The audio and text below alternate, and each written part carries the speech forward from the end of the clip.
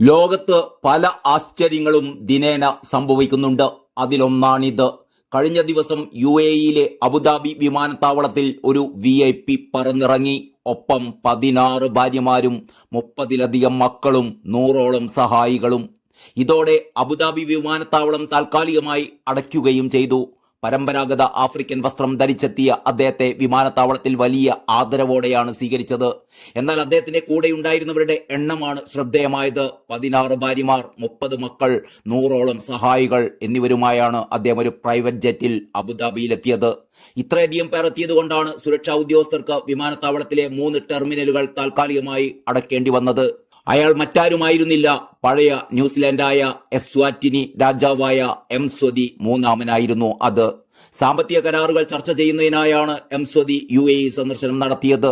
ലോകത്തിലെ ഏറ്റവും ധനികരായ രാജാക്കന്മാരിൽ ഒരാളാണ് എംസ്വതി മൂന്നാമൻ.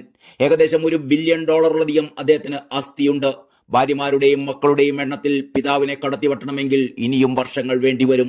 അദ്ദേഹത്തിന്റെ പിതാവിന് 70-ലധികം ഭാര്യമാരും 210-ലധികം കുട്ടികളും ഉണ്ടായിരുന്നു എന്നാണ് റിപ്പോർട്ടുകൾ. എംസ്വതിയുടെ രാജകീയ ജീവിതവും വിവാദങ്ങളും എന്നും മാധ്യമങ്ങൾക്ക് നിറമുള്ള വാർത്തകളായിരുന്നു.